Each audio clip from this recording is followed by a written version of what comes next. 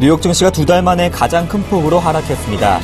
이번 주 은행권 실적 발표에 대한 관망과 우려 속에 연방준비제도의 테이퍼링 우려가 지수를 끌어내렸습니다.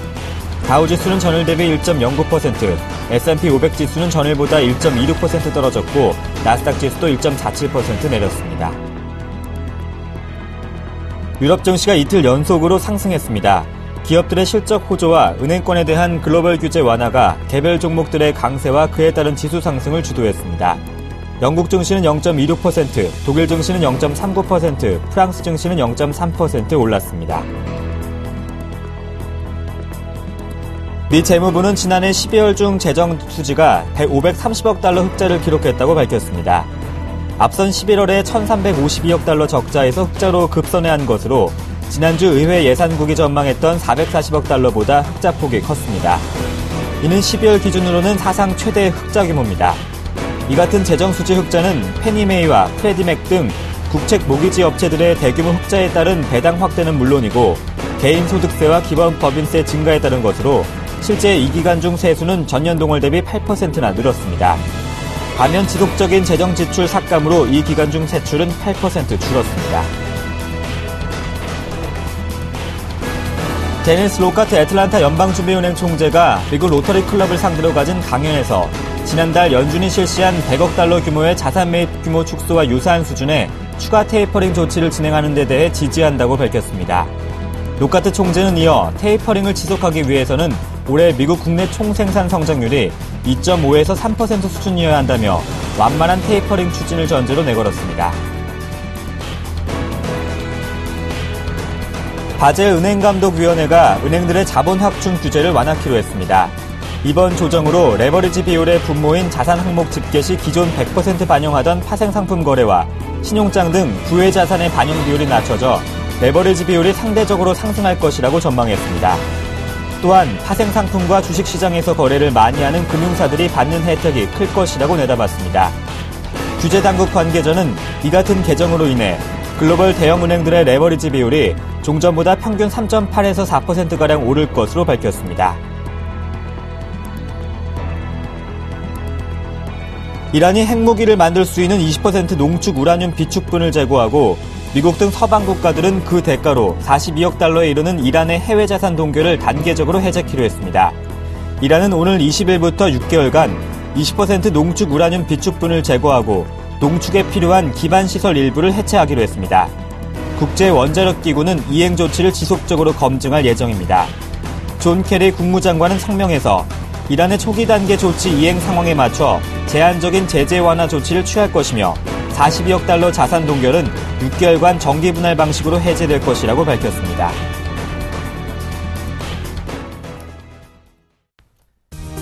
안녕하세요. 굿모닝 대박 예감의 강동석입니다. 뉴욕 증시가 2달 내 가장 큰 폭으로 하락했습니다. 이번 주 은행주 실적 발표에 대한 관망 속에 연준의 양적 완화 축소 우려가 다시 한번 커진 탓입니다. 3대 지수 모두가 1% 넘게 내리면서 2달 내 가장 큰 폭의 지수 하락률을 나타냈습니다. 특히 올 들어서 데니스 로카트 애틀란타 연방준비은행 총재가 경제 회복세를 전제로 내걸었지만 현재 속도와 같은 추가 테이퍼링을 지지한다고 밝힌 것도 지수의 부담으로 작용했습니다. 반면 유럽 증시는 바젤 은행감독위원회의 규제 완화 호재 속에 상승 마감했습니다. 전일 나흘 만에 상승했던 코스피 추가적인 상승이 나올지 여부와 먼저 마감된 글로벌 증시 확인해 보겠습니다. 굿모닝 대박 예감 지금 바로 출발합니다.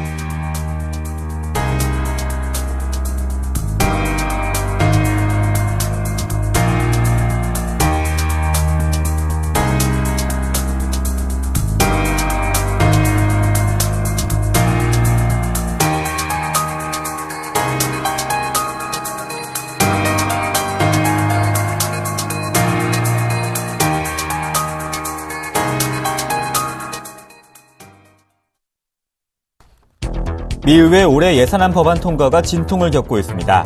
당초 15일로 시한으로 합의일을 넘길 경우 일시 예산안이 임시 편성될 전망입니다.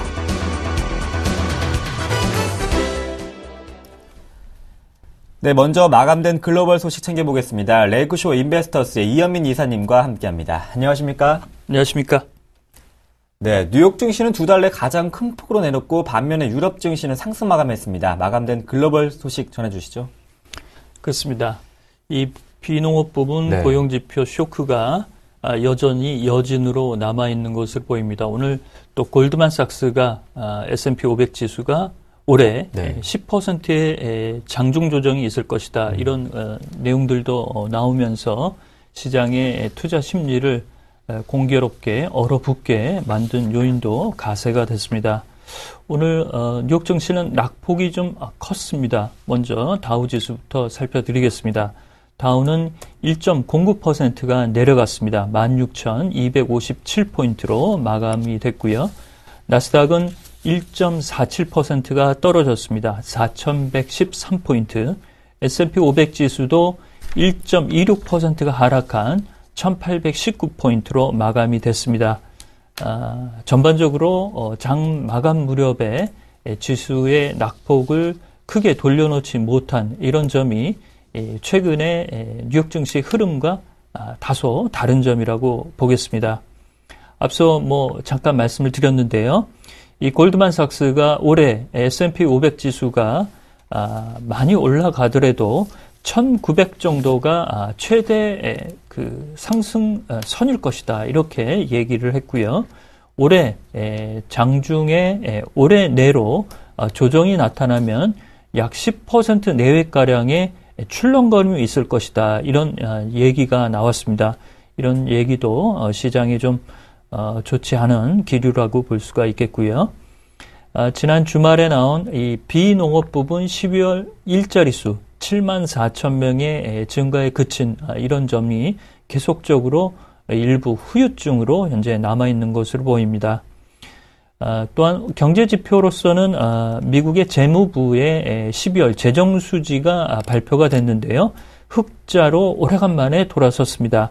세수가 증가하면서 세출이 감소하고 모기지 그 업체인 페니메와 프레디맥의 배당금 유입까지 가세가 되면서 지난해 10월부터 연방정부의 재정적자가 늘어나는 추세가 2012년 대비해서는 크게 현재 줄고 있는 이런 흐름이라고 보겠습니다. 또한 스위스 바젤위원회가 2018년도에 도입 예고로 현재 나오고 있는 은행의 레버리지 비율을 완화해주는 이런 골자의 내용이 발표가 되면서 유럽 증시는 그나마 상승세를 유지를 했습니다. 영국은 0.2% 올랐고 독일은 0.39% 올랐습니다. 프랑스의 까크 지수도 0.3% 올랐고요. 이탈리아와 스페인 지수도 각각 0.6%, 0.7% 좋은 수치가 나왔습니다. 그래서 아테네 지수가 0.7% 하락하는 등 아테네 지수는 최근에 상승 여력이 매우 컸기 때문에 자율 조정이 나온 것으로 보입니다. 오늘 금이나 유가는 조금 엇갈렸는데요. 미국의 10년 만기 국채 수익률은 2.83%로 많이 현재 강세 기조로 돌아서고 있습니다. 이러면서 달러 강세가 다소 주춤거리고 있는데요. 엔달러가 102엔대 후반까지 들어갔습니다.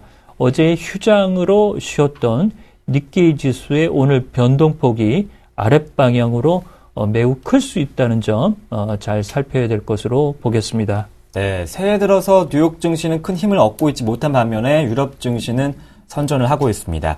미 양당이 올해 예산안 법안 합의 시한이 15일로 다가왔다고 하는데 합의 시한을 넘길 수도 있다고요? 그렇습니다. 예산안 합의는 됐죠. 네. 시장에서는 이것이 이제 다 끝난 걸로 아는데 법안은 의회에서 이 인준 표결을 받아야 됩니다. 네. 이것이 이제 우리 시간으로는 내일 모레가 될 텐데요. 양당이 합의를 했기 때문에 합의 내용의 골자에 대해서는 이견이 없는 상태입니다. 이런 흐름에서 추가적으로 합의 시한을 넘길 경우에는 연방정부의 폐쇄를 모면하기 위해서는 하루 이틀 또는 일주일가량의 긴급 임시 예산을 편성해야 되는 숙제를 안고 있다고 보겠습니다. 이 오바마 대통령이 지난해 말에 정부 지출에 대한 골자에 대해서 서명을 함으로써 시장에 나온 그림이라든지 이런 내용들은 상당히 우호적으로 현재 비치고 있는데요. 그렇지만 이 연방 정부의 12개 부문에 대한 합의 서명이 전반적으로 의회를 통과하는 법안의 내용을 현재 대기 상태라고 볼 수가 있겠습니다. 현재 관측되는 부분은 올해 이번 주 늦어도 이번 주말에는 이를 합의한 법안이 의회를 통과할 것으로 예상을 하고 있는데요. 이런 부분에서 양당이 적극적으로 움직이는 모습, 이런 부분을 좀 기대한다라고 볼 수가 있겠습니다. 올해 미국의 전체 세수 규모는 3조 4,600억 달러, 오늘 발표된 미국의 12월 재정 수지가 흑자로 돌아서면서 재정 적자는 많이 현재 줄어들고 있는 상태입니다. 올해 지출 1조 120억 달러의 약 12개 부분에 대한 합의 통과, 이런 부분을 현재 기다리고 있습니다. 네, 미 부채 한도 상향 여부 조정이 아직도 불투명합니다. 다시 한번 디폴트 우려가 나오고 있는데요. 그렇습니다. 이것도 이제 너무 조용하니까요. 네. 예. 2월 7일이면 이달 말 얼마 남지 않았어요. 예. 바로 이제 네. 닥치게 되는데요. 현재 현재 그 워싱턴에서 들리는 소식은 낙관적인 전망도 있는 반면에 조심스러운 전망도 같이 현재 혼재가 되고 있고요. 양당이 현재 시한에 쫓기지 않는 이런 바쁜 모습을 보이지 않고 있다는 점, 이런 점도 다소 우려라고 볼 수가 있겠습니다. 1월 연방준비위원회의 연방공개시장위원회가 1월 28일과 29일 양일에 걸쳐서 열리게 되어 있습니다. 여기 이제 부채 상한의 내용이 2월 7일로 도래하고 있기 때문에 이것이 어떠한 변수로 작용이 될지, 이것도 상당히 궁금한 대목이라고 볼 수가 있겠는데요. 양당은 지난해 이 올해 예산안을 무난히 통과시킴으로써 예산안과 관련된 불협화음은 일단 봉합이 된 상태입니다. 이런 부분에 반대급부로 공화당은 오바마 케어의 추가적인 개혁을 줄기차게 현재 얘기를 하고 있고요. 반면 민주당은 현재 최저임금의 인상과 현재 소득과 미 국민의 소득 불균형을 해소해야 되는 숙제에 대해서 많은 노력을 기울이고 있습니다. 그렇지만 이른바 부자들의 지지 성향이 큰 공화당의 입장에서는 이에 대해서는 미온적인 태도로 일관이 되고 있는데요. 현재 잭류 재무장관이 유럽의 일부 국가를 순방하고 있습니다. 이 잭류 재무장관이 미국으로 다시 들어오는 시점을 기해서 잭류 재무장관이 이 부채 한도 상향을 빠르게 종용하는 내용을 다시 토로할 것으로 보입니다. 현재 미국의 재정 적자 뿐만 아니라 이 부채 한도 상향의 문제, 이런 부분이 숙제로 남아 있다는 점, 우리가 시장에 미칠 영향을 자세히 잘 들여다봐야겠다고 보겠습니다. 네, 오늘 유럽 증시 상승의 또 요인으로 작용했죠. 스위스 바젤위원회가 은행의 레버리지율을 완화키로 했다고요. 자세한 설명 부탁드릴게요. 그렇습니다. 이 레버리지는 자기 자본 대비 네. 이 내용을 어떻게 가져가느냐에 따라서 레버리지 비율이 높아지거나 줄어들거나 이런 흐름으로 나타나는데요. 이것이 이제 높아지게 되면 은행으로서는 이른바 파생 상품이나 여러 가지 환매 조건부 채권의 투자, 이런 부분에 조금 여유를 가질 수 있는 내용으로 현재 가져갈 수 있다라고 볼 수가 있겠고요. 이 자산 대비 자기 자본 비율을 타이트하게 조이게 되는 경우에는 이에 대한 수익성을 크게 드라이브할 수 있는 여력이 좀 감퇴된다라고 볼 수가 있겠습니다. 이 스위스의 바젤 은행감독위원회가 발표를 통해서 종전에 무역신용 환산율을 100% 수준으로 가져가려고 했다가 이를 20%로 크게 낮춰줬습니다. 이로 인해서 레버리지 비율은 이른바 대형 글로벌 은행의 경우 종전의 3.8%에서 4%까지 그 여유분이 크게 늘어날 것으로 보겠습니다. 이런 레버리지 조정으로 인해서 은행의 수익성 향상뿐만 아니라 여러 가지 은행의 자산을 운영할 수 있는 여유가 생김으로써 은행들로서는 매우 좋은 이런 소식이라고 볼 수가 있겠는데요. 이 내용은 2018년부터 적용이 될 현재 예정으로 있습니다. 이러면서 오늘 유럽의 주요 바클레이스나 일부 도이치방크, 그 다음에 유니언뱅크 오브 스위스란드, UBS 등 은행주의 주가들이 많이 올랐습니다. 이런 그 내용을 좋게 해석하려는 은행들의 내용이라고 볼 수가 있겠는데요. 그렇지만 미국은 볼커룰의 규제를 강화하는 쪽으로 현재 나오고 있는 상태입니다.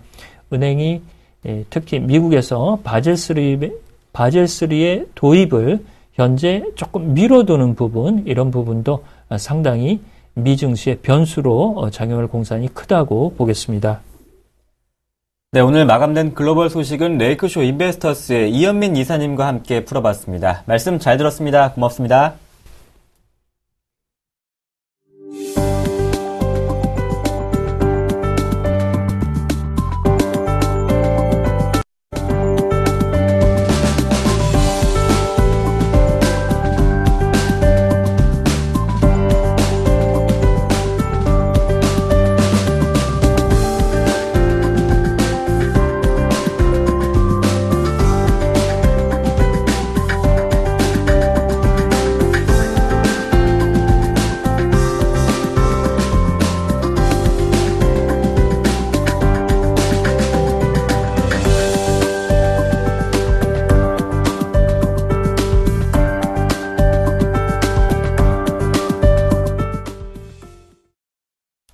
오늘장 전략 시간입니다. 오늘은 업종별 분석을 통해서 시장의 트렌드를 확인해보는 시간입니다. JB스탁의 김진경 연구원과 함께합니다. 안녕하십니까? 네, 안녕하세요. 네, 나흘 만에 반등이 나왔던 코스피 1948선까지 회복했고 코스닥은 510선도 지지가 나왔습니다. 업종별로 보면은 라이파이 관련해서 많은 투자자들의 관심이 쏠리고 있던데요. 일단 항공주 같은 경우도 좀 지난달 상승세를 보였습니다. 네. 항공주는 4분기 실적 개선 기대감으로 좀 강화를 보였고요. 라이파이주 같은 경우는 이제 와이파이에 좀 대안책을 좀 마련하겠다는 이런 의지로 좀 상승세를 보였습니다. 그리고 스마트카는 CES 2014에서 스마트카가 좀 부각이 되었고요. 카지노 주는 4분기 실적 개선 기대감과 그 화물 인터넷주와 3D 프린팅 관련주는 정부 정책에 대한 그 기대감을 작용되면서 강세를 함께 보였습니다. 해운주 같은 경우 BDI 지수가 급락을 하면서 약세를 보였고 화학주는 실적 부진의 우려과 통신주는 과징금 부과로 인해서 4분기 실적의 우려, 그리고 철강주는 알코아의 어닝 시즈로 인해서 국내 철강주들도 함께 좀 약세를 보였습니다. 네, 이번엔 상승하는 업종들 자세히 살펴볼까요? 항공주가 4분기 실적 개선에 대한 기대감으로 떠오르고 있던데요. 항공주 같은 경우 지금 국제 유가도 그렇고 원달러 환율 그 하락으로 인해서 좀 전반적으로 좀 4분기 실적 개선 기대감이 좀 작용이 되고 있습니다. 지금 연말 성수기를 좀 맞이하고 있어서 중국이나 그 일본 등을 중심으로 해서 좀 여객 수송도 늘어나고 있는 상황이고요. 그러니까 중국 노선이 좀 전년 대비 10%가량 좀 늘어난 모습을 보이고 있고 일본이나 동남아 노선도 함께 좀 증가를 해 나가고 있는 모습입니다. 지금 대체 휴일제도 함께 좀 도입이 되면서 아무래도 연휴 일수도 좀 증가를 할 것으로 예상이 되기 때문에 항공주에는 좀 상당한 호재거리로 좀 작용이 될 것으로 보여지고 있고요. 올해는 또한 동계올림픽이라든지 그런 브라질 월드컵 이런 스포츠성의 이벤트로 인해서 아무래도 이벤트에 따른 좀 화물이라든지 그런 그 여객 수송에 대한 좀 수요도 함께 늘어날 것으로 예상이 됩니다. 라이파이 관련주는 최근에 라이파이라는 그런 낯선 테마주가 등장이 하면서 지금 관련주들이 연속적으로 좀 상한가를 보이고 있습니다. 일단 라이파이라는 것은 좀 LED 반도체 그 가시광선을 이용해서 좀 저비용으로 초고속 그 데이터가 가능한 통신 기술을 말하고 있는데 지금 데이터량이 계속적으로 늘어나면서 지금 현재 사용이 되고 있는 와이파이를 좀 어떻게 대안을 하려는 그런 모색으로 인해서 움직임이 강화가 되고 있습니다. 지금 라이파이가 실생활에 적용이 되기까지는 아무래도 시간이라든지 그 비용적인 측면에서 상당한 긴 시간이 흐를 수 있을 것 같고요. 좀 관련주들도 지금 보면은 그 직접적인 연관성이 지금 확인이 되지 않고 있는 상황입니다. 따라서 지금 관련주들이 지금 과열 양상을 보이고 보이고 있다고 좀 판단이 되고 있고 지금 거품 가격이 어느 정도 형성이 된 만큼 투자에는 좀 신중한 판단이 필요하겠습니다. 스마트카 관련주 지금 CES 2014에서 자동차 업체들이 대거적으로 좀 참여를 하면서 아무래도 스마트카가 주요 이슈로 좀 부각이 되고 있는 상황입니다. 스마트카의 시장 확대에 따라서 아무래도 삼성이나 LG 같은 이런 대기업들도 함께 좀 투자에 참여를 할 수 있을 것으로 보여지고 있고요. 지금 구글이나 아우디 같은 경우는 지금 안드로이드 카를 좀 개발 중에 있고 앞으로 스마트카도 조만간 대중화 현상을 보일 수 있을 것으로 예상이 되고 있습니다. 또한 지금 고령화 시대인 만큼 지금 고령 운전자의 비중도 함께 늘어나고 있기 때문에 이런 안전과 관련된 시스템도 차량에 장착이 되면서 아무래도 스마트카에 대한 좀 성장성이라든지 기대감이 함께 높아질 수 있을 것으로 보여지고 있습니다. 그리고 사물 인터넷 관련주가 다시 한번 좀 급등하는 모습을 보였습니다. 지난 10일에는 그 미래창조과학부가 그 사물 인터넷 국가 전략 수립을 위한 간담회를 가졌고요. 그러니까 사물 인터넷이 그 정보통신 그 기술을 기반으로 해서 모든 사물을 연결한다는 그런 그 서비스를 가지고 있는데 일단 이것은 지난해 10월부터 논의되어 왔던 상황이고 3월쯤에 아무래도 좀 결과가 나올 수 있을 것으로 보여지고 있습니다. 충분히 좀 블루 오션이라고 할 수가 있겠고요. 글로벌 기업들이 지금 적극적으로 뛰어들고 있는 상황이기 때문에 앞으로 성장성을 한 번 더 기대를 해볼 수가 있겠습니다. 네, 이번엔 하락하는 업종들을 살펴보겠습니다. 해운주 같은 경우에는 BDI 급락 여파를 그대로 받고 있는데 급락이 나오고 있어요. 네, 해운업의 이제 경기 선행 지수라고도 불리는 BDI 지수가 약 33%가량 급락하는 모습 보였습니다.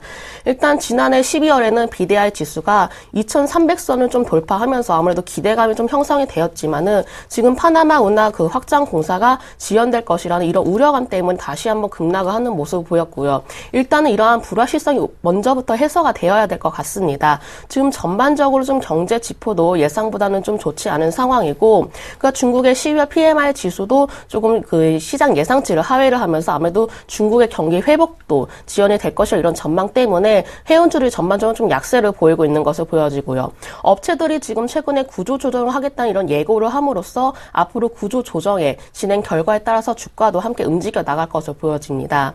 그리고 화학주는 지금 연초부터 계속적으로 좀 하락세를 보이고 있습니다. 일단은 그 결과적으로 말씀드리자면 단기간에 하락한 만큼 좀 그 기술적 반등을 한번 노려볼 수가 있겠고요.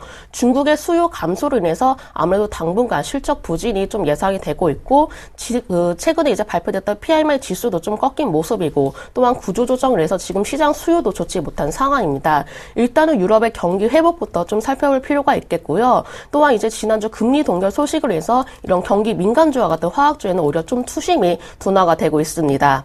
통신주 같은 경우는 4분기 실적이 좀 예상치를 하회할 것이다. 이런 전망들이 나오면서 좀 최근에 약세를 보이고 있습니다. 그동안의 경쟁이 크게는 과열이 되지 않았지만은 작년 12월 27일에 부과가 되었던 과징금이 이젠 4분기 실적에 좀 반영이 될 것으로 좀 예상이 되고 있고요. 그리고 배당락 이후에 특별한 어떻게 주가가 상승을 할 수 있는 모멘텀이 마련이 되어 있지 않은 상황이기 때문에 아무래도 주가는 당분간 부진할 것으로 예상이 되고 있습니다.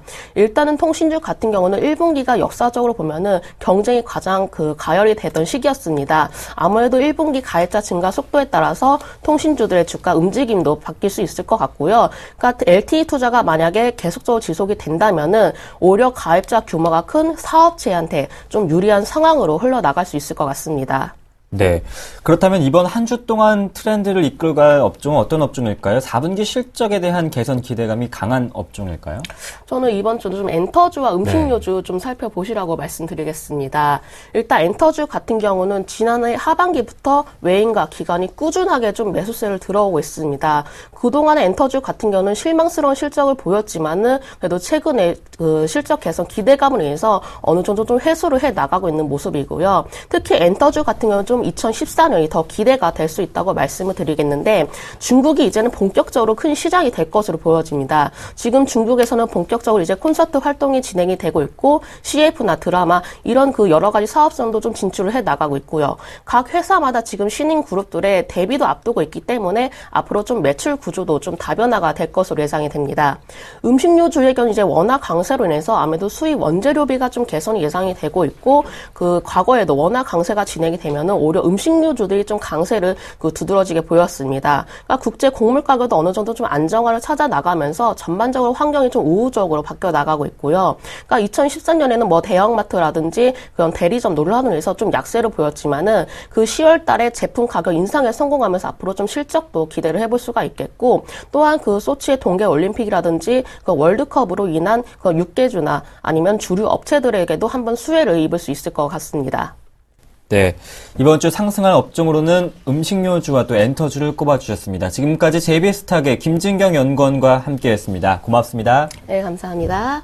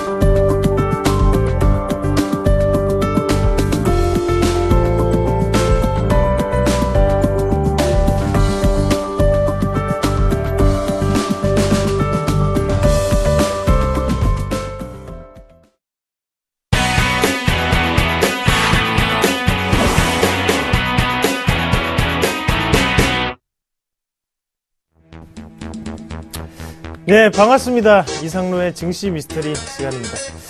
시청자분들 오래 기다리셨죠? 다시 찾아왔습니다. 시장 상황이 상당히 긍정적이죠. 과연 내가 들고 있는 종목군은 오르고 있을까? 오르고 있겠죠. 올랐으면 좋겠습니다. 자, 하지만 그 가운데서도 점유율 1위를 하고 있는 업체가 지금 빠지고 있다고 하더라고요. 우리에게 보안 관련으로 유명한 곳은 어딜까요? 바로 우리가 흔히 알고 있는 바로 안랩입니다. 하지만 실질적으로 보안 솔루션을 가장 많이 제공하고 있는 업체, 바로 제가 말씀을 오늘 드릴게요. 바로 윈스테크넷이라는 거죠. 점유율 1위를 하고 있음에도 불구하고 주가는 반대로 신저가 행진을 하고 있습니다. 왜 이렇게 신저가가 나오고 있을까요? 거기에 대해서 이유는 어떤 점이 있을지 우리가 한번 같이 살펴보는 시간을 가지도록 하겠습니다. 자, 윈스테크넷 한번 같이 차트부터 보고 넘어가도록 하겠습니다. 자, 어제도 2%가 빠졌군요. 어제 2%가 빠졌었고, 주가 추이를 한번 같이 보시면 꾸준히 하락하는 추세대 안에 놓여있는 상태고, 현재 같은 경우에는 급락 패턴이 지금 나오고 있습니다. 자, 상승에 대한 어느 정도 저항 구간이 지금 작용을 하면서 주가는 크게 빠지는 모습이 나타났었고, 참 아이러니하게도 또다시 3번을 맞고 빠진다, 그죠? 그만큼 지금은 급락을 하면서 하단에 보시면 투매성 물량이 분명히 출회가 되는 그런 과정이 겪어졌다, 그렇게 보는 게 가장 좋을 것 같습니다. 자, 보안 솔루션 국내 점유율 자체 56%입니다. 그만큼 독보적인 1위를 차지하고 있는 기업이기도 하고요. 우리가 흔히 얘기하는 그 보안 솔루션, 보안 이슈가 어떻게 진행되는지 그림을 통해서 같이 알아보도록 하겠습니다. 그림 한번 같이 보도록 할게요.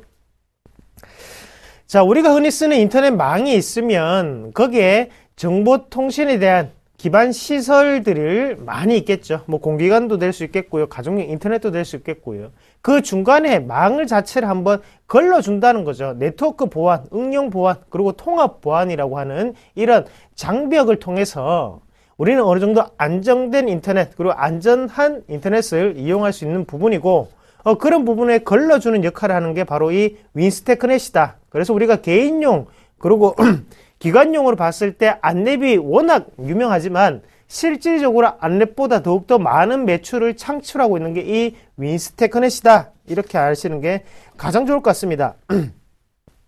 윈스테크넷과 지금 타사하고의 비교인데요. 그래서 비교를 한번 같이 보시면 윈스테크넷이 할 수 있는 부분이 상당히 많습니다. 그래서 솔루션 제공 및 서비스까지 제공을 할 수 있는 반면에 지금 안넷 같은 경우에는 모든 부분에 대해서 다 할 수 있다는 거죠. 그래서 VPN이라고 하는 부분은 계좌에 대한 부분, 계좌 결제에 대한 부분을 뜻하는 용어겠고요. 그래서 지금 LG CNS라든지 아니면 CQI.com 그리고 인포셋 같은 업체들이 지금 경쟁 상태에 놓여 있고 거기에 대해서 윈스테크넷이 절대적인 우위에 놓여 있다. 그렇게 보시는 게 가장 좋을 것 같습니다. 지금 솔루션 그리고 서비스 양쪽 분야로 나눠지는데요. 솔루션에 대한 비중 자체가 80%를 넘는 반면에 유지 관리라든지 이런 서비스 품목에 대해서는 12%다. 그래서 실질적으로 유지나 관리하는 측면을 뛰어난 부분이 아니라 지금은 솔루션 통합에 대한 부분, 보안에 대한 실질적인 메카가 될 수 있는 역할을 하고 있는 그런 부분이 바로 이 윈스테크넷에 나타나고 있다. 그렇게 보는 게 가장 좋을 것 같습니다. 자, 우리가 흔히 아는 이런 보안 솔루션이라든지 이런 부분을 봤을 때 자, 과연 최근 들어서 이슈가 되고 있다는 것은 누구나 다 알고 있죠. 하지만 주가는 빠졌다는 거죠. 실적에 이상이 있을까요? 하지만 실적은 여전히 고수익이 진행되고 있습니다. 우리가 흔히 말하다시피 항상 고부가 가치군이라는 말을 많이 하는데 그 고부가 가치군 섹터에 놓이는 게 이 통합 솔루션 업체들이라고 보시는 게 가장 좋을 것 같고요. 그만큼 고부가 가치군이라고 하면 고수익이 창출되는구나, 마진이 많이 남는 구조겠구나 라는 부분을 우리가 한 번 더 인식할 수 있다는 거죠. 거기에 키포인트 한 개를 잡아보자고요. 그리고 한 개 더 말씀을 드린다면 지금은 해외 진출에 대해서 가속화 단계에 놓여 있는 상태입니다. 그래서 윈스테크넷만의 매력 포인트를 한번 잡아본다면 그림 한번 같이 보겠습니다. 지금 현재 일본 시장으로의 진출 자체를 가속화하고 있는 구간이고 동종업체 그리고 경쟁업체로 한번 보신다면 IBM이라든지 이런 업체들 있겠죠. 그런 부분을 봤을 때 지금은 윈스테크넷이 좀 더 우위적인 측면에 있다. 그리고 일본에 대한 직접적인 지금은 해외 진출 단계에 놓여 있는 상태다. 그렇게 보는 게 가장 좋을 것 같습니다. 왜 이렇게 세계 모든 업체들이 일본 시장을 이렇게 공략하려고 할까요? 일본 시장 같은 경우에는 우리나라의 한 5배 정도의 규모를 안고 있습니다. 그리고 현재 LTE 보급률 자체가 35% 수준이거든요. 우리나라의 LTE 보급률이 얼마입니까? 80에서 85%라고 흔히들 얘기하죠. 거기에 대해서 현재 일본은 아직까지도 성장 속에 놓여 있는 상태다. 선진국이지만 인터넷 속도는 현저하게 우리나라보다는 낮다라는 걸 뜻하겠고요. 거기에 대해서 보안은 필수적인 그리고 그런 부분이 이슈가 될 수밖에 없다는 부분 우리가 한 번 더 기억을 하시면 좋을 것 같아요. 그래서 우리나라의 5배정의 시장이기 때문에 지금 세계의 여러 업체들에서 지금 일본 진출을 가속하고 있고 거기에 1등적으로 나아가고 있는 게 바로 이 윈스테크넷이라는 거 다시 한번 더 기억을 하시고요. 3분기까지 EPS 기준 대비 한번 본다면 PER 12.4배 머물러 있는 구간입니다. 상당히 저렴한 구간이고 같이 차트를 보면서 지금 맥점을 한번 같이 잡아보는 그런 시간을 좀 가지겠습니다. 이런 차트는 월봉을 한번 같이 보시면 좋을 것 같아요. 먼저 월봉을 한번 보시면서 차트를 한번 길게 볼게요. 자, 상장될 때 주가 자체가 3,800원 순이었습니다. 그러면서 지금 주가 자체는 거의 7배, 800배 가량의 주가가 크게 뛰는 모습이었고 현재는 다시 한번 더 조정을 겪고 있는 상태다. 그죠? 거기에 대해서 우리가 한 가지 생각을 하셔야 되는 점이 3분기까지의 EPS 기준으로 지금은 12.4배 구간이라고 제가 말씀드렸습니다. 하지만 소프트웨어 업종 PR 몇 배 기준으로 봐야 될까요? 바로 20배에서 25배를 우리가 흔히들 얘기를 하거든요. 그러면 실질적으로 한 번에 고점을 치닫고 난 다음에 지금 한번 빠지는 구간이라는 거죠. 그래서 주봉과 월봉을 같이 한번 체크를 하면서 보시면요. 자, 주봉을 보시면 어떻습니까? 촘촘하게 매물이 몰려있는 구간이 지금 현재 제가 보는 시각으로는 11,000원에서 12,000원 부근이 될 것 같거든요. 거기에 대해서 지금은 추가적인 하락은 어쩔 수 없는 상태구나 라는 부분을 한 번 더 인식을 하시는 게 좋을 것 같습니다. 그래서 지금 한번 맥점을 한번 잡아본다면요. 상단에 있는 13,000원 부근이 되겠는데 일봉으로 다시 돌아와서 제가 하단 저가 매수 포인트를 잡아드리도록 하겠습니다. 실적도 좋은데 왜 이렇게 주가는 빠질까요? 당연히 박수권을 만들기 위해서 빠진다고 보시는 게 가장 좋겠고요. 제가 이렇게 맥점을 잡는 것은 당연히 실적적인 부분이 기본적으로 나오기 때문에 이렇게 맥점을 잡을 수 있는 거지, 실적이 안 좋은 기업은 시청자분들이 절대적으로 따라해서는 안 된다는 거 다시 한 번 더 기억을 하시고요. 하단 맥 포인트를 한번 잡아본다면 지금 12,500원 선이 맥 포인트를 한번 보이는데 12,500원 플러스 마이너스 1%를 우리가 하단 권역으로 대응을 하시는 게 가장 좋을 것 같습니다. 그래서 윈스테크넷 지금 저평가가 분명히 되어 있습니다. 주가 실적에 비해서 상당히 많이 빠졌던 부분이고, 이 12,500원을 기준으로 해서 우리가 하단을 한 번 더 잡아보시자, 그렇게 말씀을 드리도록 하겠습니다. 주가를 보시면 꾸준히 빠지는 기업들이 많습니다. 지금 이런 시장의 상황에서도 신저가는 속출하고 있고요. 거기에 대해서 저점을 만들 수 있는 기업들은 바로 실적이 나는 기업, 그리고 호재가 있는 기업이겠죠. 하지만 저점을 잡을 수 없는 기업들은 적자가 지속된다거나 아니면 호재거리가 없는 기업, 상장 폐지를 앞둔 기업들이 저점을 잡을 수 없는 기업들입니다. 다시 한 번 더 이 부분 꼭 기억을 하시고요. 기업에 대해서 큰 낙폭과대가 있는 종목군들은 항상 실적을 보시고 난 다음에 저가를 잡는 게 가장 유리하다, 그렇게 말씀드렸습니다. 오늘 윈스테크넷 소개해드렸고요. 내일 이 시간에 다시 한 번 더 찾아뵙도록 하겠습니다. 고맙습니다.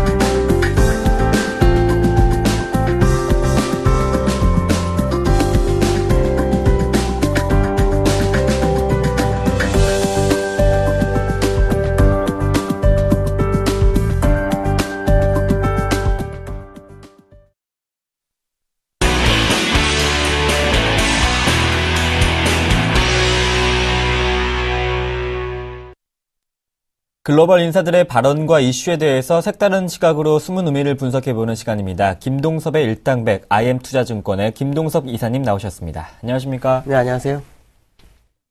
김동섭의 일당백, 본격적인 첫 번째 라운드 시작해보겠습니다. 라운드 1, 레디, 유로 경제 디플레 위협이 갈수록 심해지기 때문에 유럽중앙은행도 미국과 일본식의 양적 완화를 취할 때가 됐다고 영국신문 옵저버가 주장했습니다. 필요하면 뭐든지 할 것이라는 마리오 드라기 총재 립서비스, 이제 더 이상 통하지 않을 것이라고 지적하고 있는데요. 마리오 드라기 총재의 그 언변은 벤 버냉키 의장을 뛰어넘죠. 뛰어넘는데 2012년도인가요? 2012년도에 그 이탈리아가 상당히 좀 문제가 됐을 때 아무것도 하지 않으면서 이 립서비스로 이탈리아를 살려냈습니다. 그래서 국제시장의 어떤 국채 금리를 떨어뜨리는 그런 역할을 했죠. 그러고 난 다음에 이제 금리 인하도 하고 여러 가지를 다 했지만 지금 그 마리오 드라기가 할 수 있는 것은 사실 굉장히 제약되어 있습니다. 이 제약되어 있는 상태에서 금리를 거의 제로 금리까지 낮춰버렸죠. 0.25만 남겨놓고 낮췄습니다. 그러면 추가적인 금리 인하는 거의 안 한다고 봐야 되겠죠. 그런 상황에서 계속해서 그 화려한 언변을 활용하고 있지만 이것이 이제 시장에 먹히지 않은 것이 이번에 그 22 통화정책회의에서부터 나타나기 시작했다는 거죠. 이것으로 본다 그러면은 22의 언변은 이제 제약되는 상황에서 뭔가를 해야 되는 그런 상황인데, 문제는 22가 그 인플레이션이 0.7% 정도에서 0.8%로 오가고 있습니다. 특히 지금 그 스페인이라든가 포르투갈 같은 데는 그 인플레이션이 마이너스로 갔다고 하죠. 그렇다 그러면 결국 지금 독일만 1% 정도의 인플레이션을 가진 상태에서 독일의 그 어떤 그 유로존 경제 비중을 가지고 인플레이션이 0.8% 나왔다라고 밖에 해석이 안 되는 겁니다.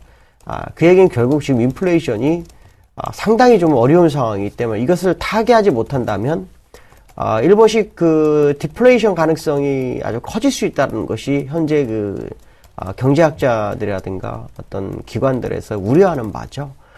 그렇기 때문에 결국은 미국이나 일본처럼 양적 완화를 해야 한다는 것이 현재 주장인데, 문제는 이 양적 완화를 하기 위해서는 유로존 법을 어겨야 된다라는 부분이죠. 그러니까 결국 이 완벽한 그 양적 완화를 자기 스스로 할 수 있는 정도의 힘이 생기려면 결국 명분을 세워줘야 된다는 거. 그 명분은 인플레이션이 더 하락하거나 경기가 회복되지 않아야 한다는 부분인데, 결국은 양적 완화 아니더라도 예금리 마이너스나 이런 카드를 쓸 수밖에 없는 상황으로 가고 있다라는 것을 나타내고 있고요.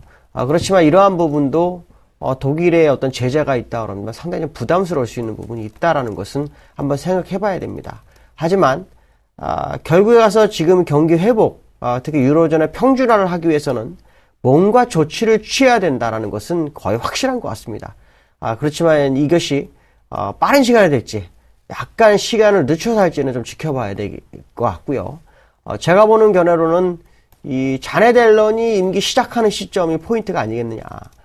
자넷 옐런이 임기를 시작하면서 시장에 대한 견해를 피력하고 향후 이런 식으로 진행되겠다는 어떤 가이던스를 제공했을 때, 그것이 전체적으로는 전 세계적으로 경기 부양 기조와 맞는다면 아마 마리오 드라기 총재도 카드를 끄집어낼 것이다. 그러나 일본이나 미국처럼 양적 완화는 쉽지 않고 오히려 예금리 마이너스를 통해서 기존의 유동성을 시장으로 다시 풀어주는 전략을 구사할 확률을 열어두고 보시는 게 좋겠다라고 말씀드릴 수 있을 것 같습니다. 네, 속도의 문제지 양적 완화 조치는 필요한 시점이다. 기존의 유동성을 풀어주는 조치가 필요할 텐데 아마 자넷 옐런 의장이 임기를 시작하는 그때쯤 카드를 꺼내지 않을까 이렇게 전망해 주셨습니다. 첫 번째 라운드 마무리해보고요. 두 번째 라운드 시작해보겠습니다.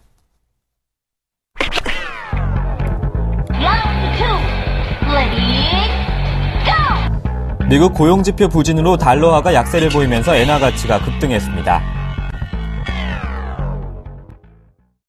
어제 엔달러 환율이 104만대가까지 급락을 했습니다. 104엔대가 무너진 것은 지난 24일 이후 처음인데요. 그 엔달러는 제가 아마 이 방송을 통해서 예전에 그런 얘기를 했을 겁니다. 101엔 정도에서 네. 91엔을 먼저 가야지 맞다.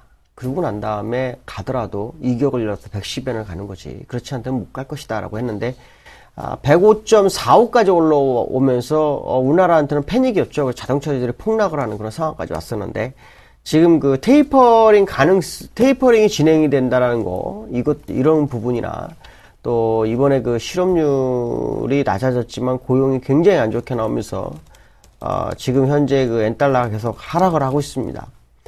오늘 새벽에는 엔달러가 103엔을 무너뜨리는 상황이 발생했죠. 이 얘기는 한편으로는 일본에는 엔화 약세가 호재지만 우리한테는 엔화 강세가 호재이기 때문에 이거로 본다면 이제 우리한테는 굉장히 긍정적으로 바라봐야 될 그런 상황이다라고 보여지고 있고요.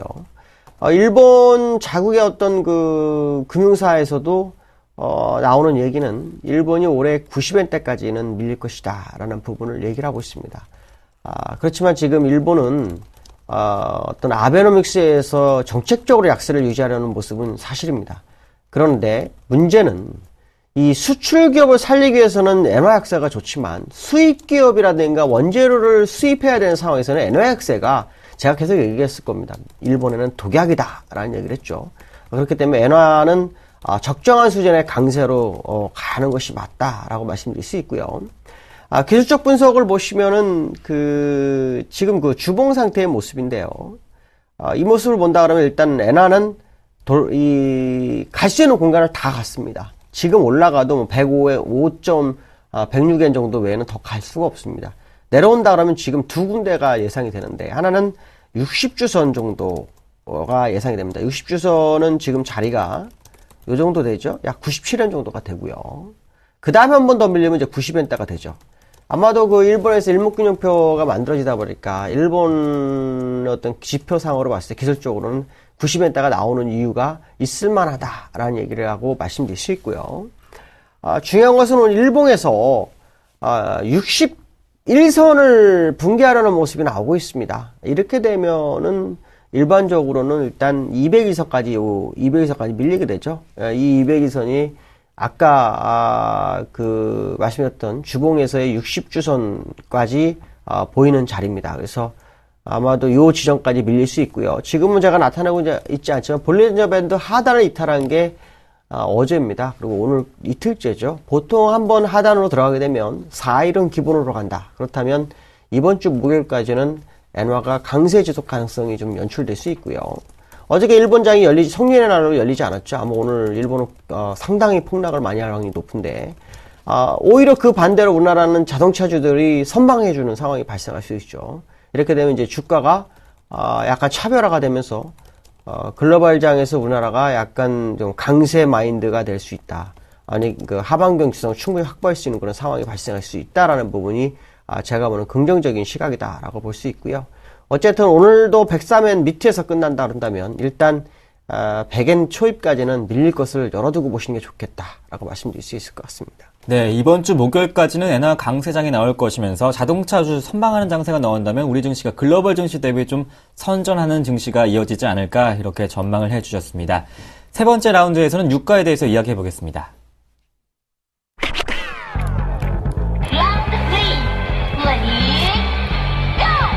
국제유가 전문가협회는 올해 국제유가가 연평균 배럴당 100에서 105달러로 작년보다 다소 하락할 것으로 전망했습니다. 네, 유가 하락의 요인으로 미국의 양적 완화 축소 또 신흥국의 금융시장 불안 가능성을 꼽고 있는데요. 사실은 유가 하락은 어떤 신흥시장의 금융 문제라든가 양적 완화가 이제 축소되면서 이 문제가 영향을 미치는 것도 사실입니다. 근데 가장 문제가 되는 것은 셰일가스가 문제죠. 미국이 원유 소비를 많이 해야 되는데 이 셰일가스가 생기면서부터 이 원유 수입을 해더라도 오히려 그 셰일가스 비중이 커지면서 원유 가격이 떨어질 수밖에 없는 구조로 갑니다. 그러한 예가 나타났던 것이 지난번에 그 이란과의 핵 협상일 때도 중동에서 이란의 그 원유가 굉장히 중요하죠. 근데 사우디아라비아가 그 거의 패권을 차지하고 있습니다. 근데 그렇다면 미국으로서는 사우디아라비아의 눈치를 봐야 되는데 이 셰일가스를 가지면서 미국이 힘을 갖기 시작하니까 이란과도 핵협상을 해버리면 사우디아라비아를 왕따를 시켜버리는 상황이 발생을 했습니다. 그만큼 셰일가스가 굉장히 중요하게 됐죠. 결국은 이 원유는 제가 볼 때는 100에서 105달러가 가능성은 충분히 있지만 약세 국면을 계속 유지할 확률이 굉장히 높다라고 봐야 될 것 같고요. 근데 또 약세가 되면 또 문제가 되는 게 있습니다. 뭐냐면 미국의 인플레이션이 올라가지 못한다는 게 또 문제가 되죠. 결국 이 부분이 어떻게 해결되지는 지켜봐야 되겠지만 100달러에서 105달러까지 사이를 유지할지에 대해서는 약간 의문점을 부여할 수 있고요. 그것이 이제 셰일가스가 아니라면 거의 확실하다라고 봐야 되겠죠. 그렇지 않다면 현재 지금 또 서부 텍사스 중질 같은 경우는 92엔대 정도 되고 있습니다. 92달러요. 배럴당 92달러. 그렇다면 현재 요 정도 선에서의 움직임, 90달러에서 100달러 사이가 가능성이 굉장히 높다. 저는 원래 이 유가가 굉장히 많이 뛸 거라고 생각했습니다. 그것은 이제 인플레이션이라든가 이런 부분을 감안했을 때 가능했다라고 생각했는데 결국 미국 경기 회복되면 원유를 많이 수입하고 어떤 휘발유 가격이 올라갈 수밖에 없다라고 생각했지만 셰일가스가 생기면서 변수가 작용하기 시작했다라고 본다면 100에서 105달러도 맥스로 잡은 게 아닐까라는 생각을 일부 하고 있습니다. 네, 유가가 100에서 105달러까지는 좀 의문점이 있다. 김동섭 이사님이 생각하시기에는 한 90에서 100달러 사이의 가능성이 더 높지 않을까 이렇게 말씀을 해주셨습니다. 지금까지 IM투자증권의 김동섭 이사님과 함께했습니다. 고맙습니다. 네, 감사합니다. 1월 14일 굿모닝 대박 예감이었습니다. 오늘 장도 현명하게 투자하시길 바라겠습니다. 시청해주신 여러분 고맙습니다.